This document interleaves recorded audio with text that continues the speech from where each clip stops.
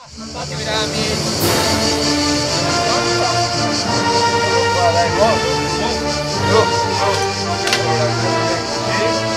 Rizza, vuole volare piano. Di nuovo. Ottimo, bene. Sì, l'avete cambiato.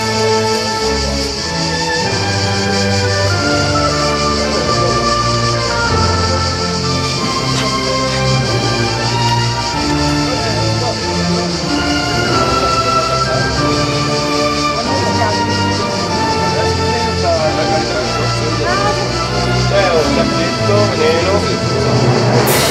Ehi! Niente di caricare.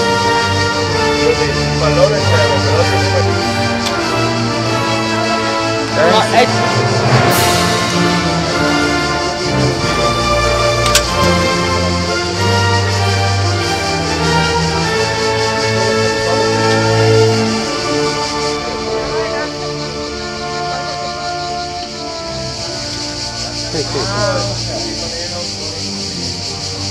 No, sono tutti 30 adesso praticamente, adesso questi qua preparano un gabao,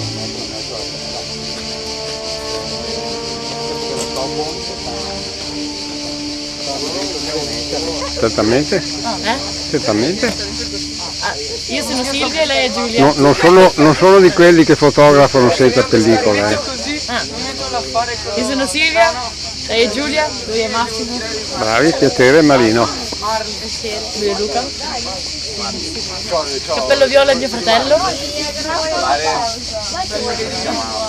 Lui è Marco. Michele. è al contrario perché devi tirare tutto di destra, possono tenere una pressione. Dai, pesi. Ho la canna, hai la canna. Vi sto facendo il video. Ho sentito. Poi per rimarcare.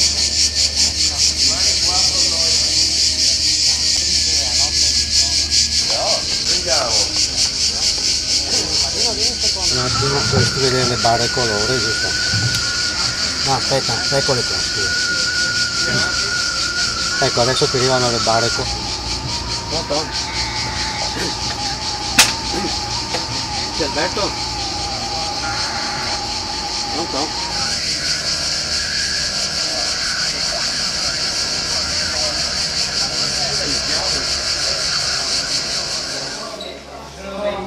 Ragazzi, se volete potete salire anche per terra.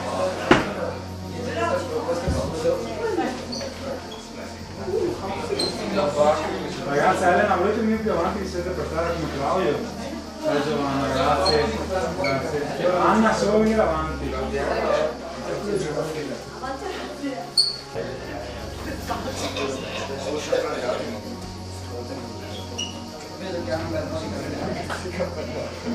Ok, ragazzi, vi siete accorti? Siamo in un'isola, in una di UK. Allora, facciamo un applauso ai nostri ospiti che vediamo qui.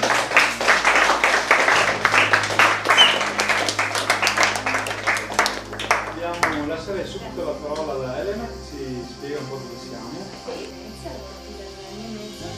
Ci tenevo a venire qui a darvi il benvenuto. Abbiamo parlato qualche settimana fa di questo appuntamento, mi fa piacere che siate qui.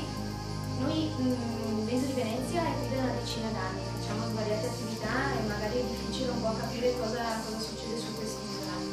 La nostra attività principale è la gestione della Rassena delle barche.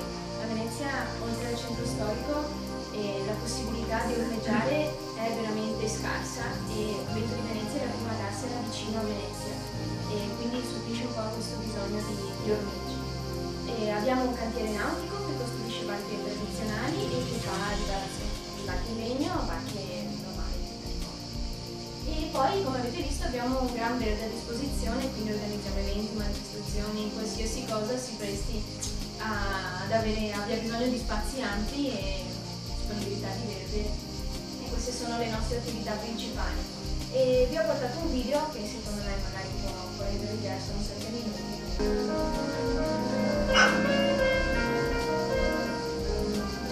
Un'isola tra le isole che si apre verso più orizzonti. Piazza San Marco è a 2 passi, raggiungibile con il vaporetto. Dirimpettaie sono le Vignole. Più in fondo ecco l'isola di Murano.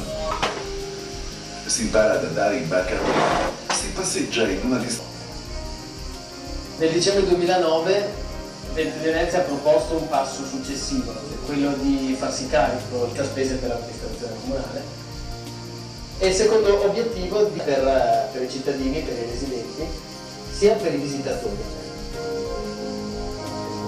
La parte urbana dell'isola è proprio dall'agricoltura che caratterizzava buona parte dell'isola. L'ultima parte dell'isola verso nord, in cui degrada definitivamente la densità edilizia e non vi sono fabbricati, assolutamente incontaminata dalle notevoli valenze naturalistiche. Il rilancio della Certosa, un tempo a del demanio militare per la fabbrica di munizioni e poligono di tiro, è stato predisposto attraverso un ambizioso progetto che porta la firma di più. Da un verde perentorio, alberi di tutti i tipi, alberi che hanno le caratteristici vitali e quindi anche questa sensazione di energia. Il verde occupa non poca attenzione nella valorizzazione dell'isola, dato che negli anni è diventato Ufficio, quindi se avete piacere di passare, siete benvenuti. Grazie.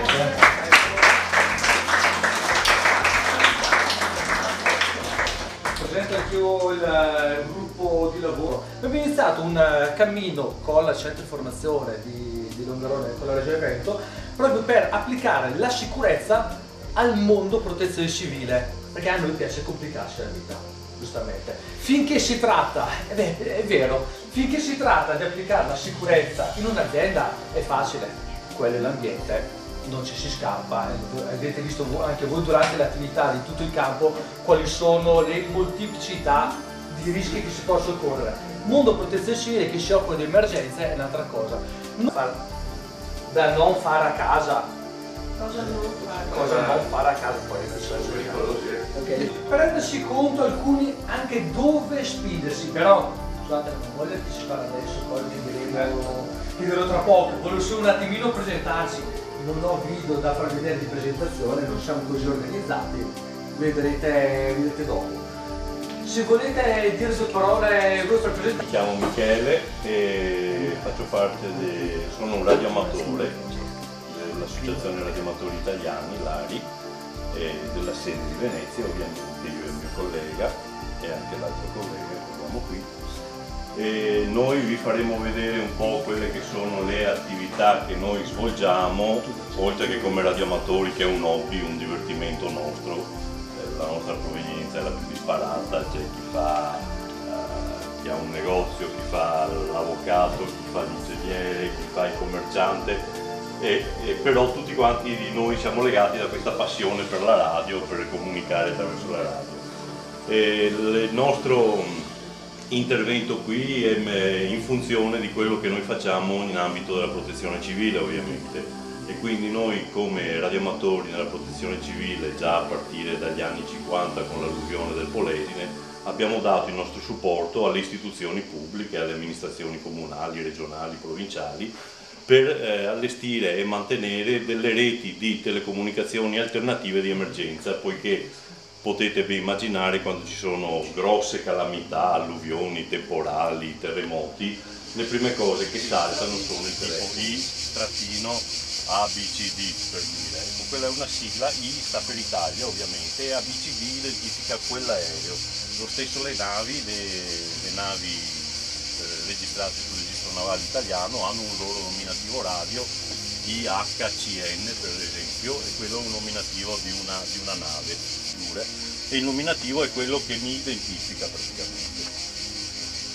E così. Se faremo più, vengono creati degli sistemi in vari livelli dove si parte, adesso andiamo a conoscere come sono fatte per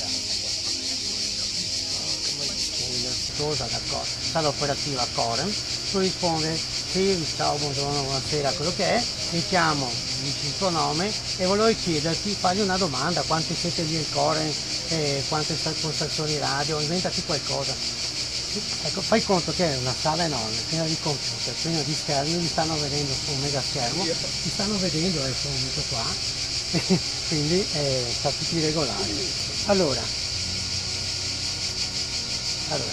vedi, prima giocavi, trasmettevi come un pazzo, adesso facciamo sul serio anche il piccolato. Micropanico si chiama. Si chiama panico da radio, ma guarda che non è un problema reale. Esatto, tu devi chiamarti Betty da Mario, no? Loro sono Corem e tu sei campo base Certura. Corem da campo base Certura. Ogni volta che hai finito di parlare devi fargli capire che hai finito. Esatto, e usi passo o over, che è più tecnico, no? Allora, prendi il pulsante, conta 1, 2. Corem da passo base. Perché mi detto aspetta, ti rispondo dopo. Base da sala operativa, vieni avanti, sono in ascolto, passo. Avanti, Corem da campo base Certosa, buongiorno, mi chiamo e volevo farvi questa domanda. Corem da campo base Certosa. Buon pomeriggio. Buon pomeriggio, mi chiamo Leonardo. E come va? Puoi darmi un rapporto di ricezione? Un rapporto di ricezione, cioè come mi ricevi, no? Campo base da sala operativa Corem, buongiorno Leonardo, io sono operatore Alberto. Vi ricevo forte e chiaro, l'attività va bene, ma penso che vi state divertendo più voi lì a Italia. Scusa. Normalmente un'emergenza, quanti operatori ci sono lì in sala, per esempio, no? Allora, Corem da campo base, qui anche io vi sento forte e chiaro. Ci divertiamo molto. Quanti operatori ci sono in base? Passo. Hai mollato prima di... hai mollato, poi hai detto passo chiaramente. Viva Corem, in Regione del Veneto, in questo momento siamo in 3 operatori in sala operativa. Io... Chiedimi se ti sta vedendo, se ci vede bene. Corem da campo base Certosa, operatore Leonardo. Da campo base, più operatore Leonardo. Non chiede come mi vedi.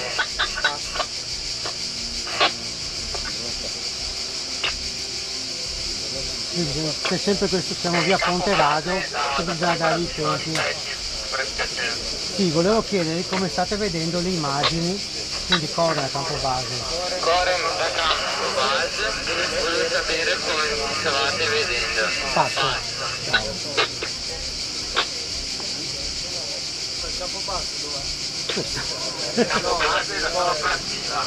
No, loro al Corem sono a Marghera.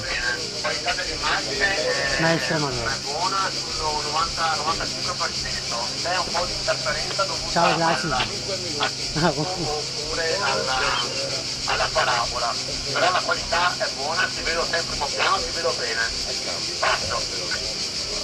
Ok, ti ha passato, ok.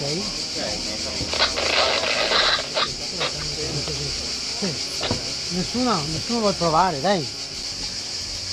No, ti fai il caldo qua. Ho fatto anche la notte qui in terra. Allora,